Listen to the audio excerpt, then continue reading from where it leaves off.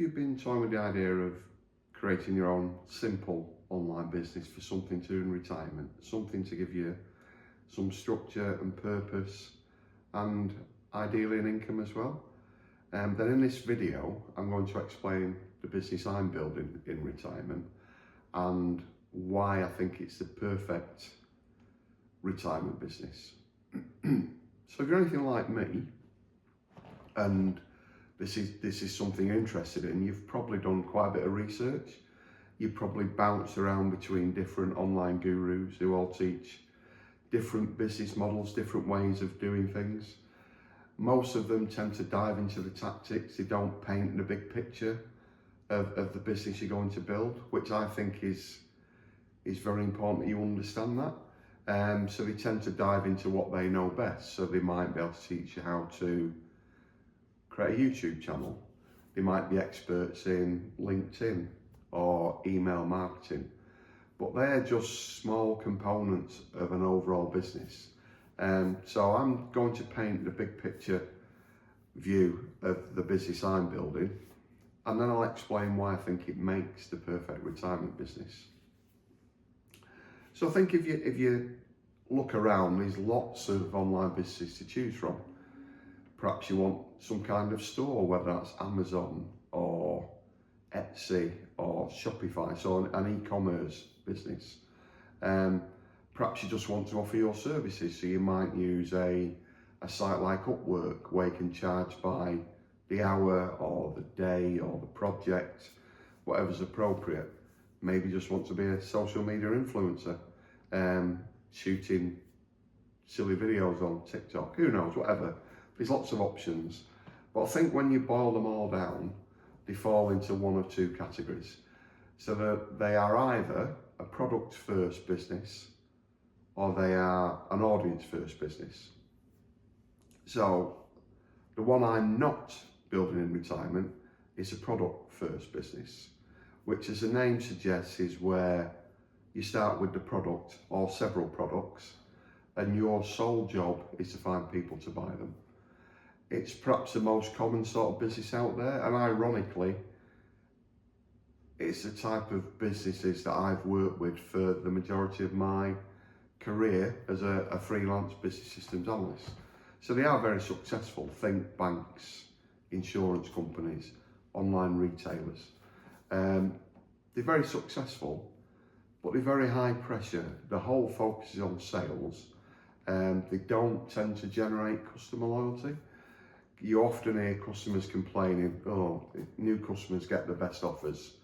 They're not bothered about loyal customers, so why should I stick with them? And for example, I can't remember the last time that I renewed my car insurance with the same insurance company. I always look around at renewal time and typically I go with the cheapest quote. So it's all about price. There's no loyalty there. And it's very hustly. It's not, the focus on sales, there's very high customer churn. It's just not very rewarding. It's not something I want to do in retirement. So the business I've chosen to do in retirement is an audience first business. And that's where you start with the audience. So you find a group of like-minded people with the same goals and ambitions, and you help them to achieve them. Very rewarding. You can utilize your decades of career and life experience and knowledge to help them. You earn their trust and you tend to create loyalty. So if they want to buy something that you sell, they're not going to look anywhere else. They're going to come to you. They're not going to be price shoppers. You've earned their trust, so they will give you their business. And I often think of the man from the Prue when I think about this business model, which, if you're my kind of age, I'm 62, and you live in the UK like I do, the man from the Prue probably means something to you. So the Prue is the Prudential Insurance Company, which is a large, I think they're a British insurance company, but I think they operate worldwide.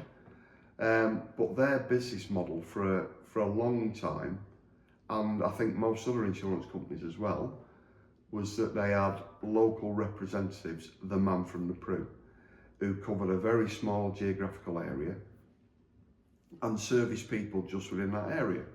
So he'd visit them on a weekly basis or a monthly basis, maybe collecting their payments into the savings plan or their insurance premiums, whatever it is. But the important thing is that he was a regular visitor. He became a trusted friend. He was interested in you, your family, your children, what you've been doing, what holidays you've been on. And he became a trusted friend, as I say. So if you ever wanted an insurance product or a savings product, you'd never dream of going anywhere else. You just go to the man from the Prue. He had your business. So that's what I'm aiming to build in retirement, that kind of a business. So from a big picture, a high level sort of view, what I need is some way of creating content that serves that audience. I need a way of attracting that audience to see that content. I need some mechanism to gain their trust over time. And I need a way to sell them stuff. So I've chosen for my content platform initially to be YouTube. So I'm going to publish a weekly YouTube video. Eventually, I might go onto other platforms. I might go onto Facebook, LinkedIn, X, but I'm starting with one system and I'm going to master that. So YouTube is my content platform. That will also be my audience attraction platform, because when I upload the video, YouTube will work its magic with its algorithm and find the right kind of viewers to view that content. In terms of gaining their trust, engaging with them over time, my plan is eventually to use email to do that, because I will own that platform. I've got full control of it. I don't have full control of YouTube. But to begin with, so I don't feel overwhelmed, YouTube is going to be that audience engagement platform as well. So I'll be talking to people in the comments. I'll be giving their help and advice in the comments. So my whole focus is on getting YouTube working first of all. And I'm not going to worry about selling stuff. I want to understand the needs of this audience first. And then I will go out and I'll either find products that solve those problems, or if I can't find a good one, I'll create one. So that's my plan at a high level. That's a big picture. So why do I think an audience first business is perfect for retirement? Well, it easily fits into a retirement lifestyle. There's no hustle like there is in a product first business. My plan is I'm going to set aside a couple of hours every day to focus on this business. It allows me to do other stuff I want to do, hobbies I want to pursue, maybe trips out, whatever it is. It fits into my life. I don't have to fit my life around work. So that's one reason it's perfect for retirement.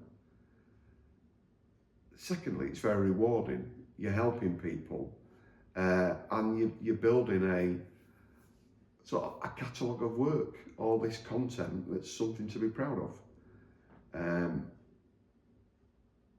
A third reason,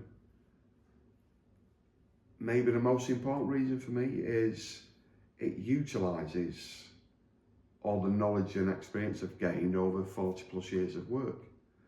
So I'm giving back. I can use that to help other people. That's really, really rewarding. And finally, which kind of goes with the fitting into a retirement lifestyle, it's very simple. You know, to edit these videos, I don't have to be some Hollywood film editor. It's very straightforward. I can do it on my iPhone, which is what I'm filming this on. So it's very, very simple. So that's it in a nutshell. If that resonates with you, if you like the idea of an audience first business, what I suggest you do is maybe take 10 minutes, jot down the things that you really like doing, that you're good at, ideally. Then do a bit of research on YouTube, see if you can find a few popular channels covering that topic. If you can, it means there is an opportunity there to create your own channel or your own LinkedIn profile or X account, whatever it is, but contribute to that conversation. You've got everything to gain and nothing to lose. So good luck, and I'll see you soon.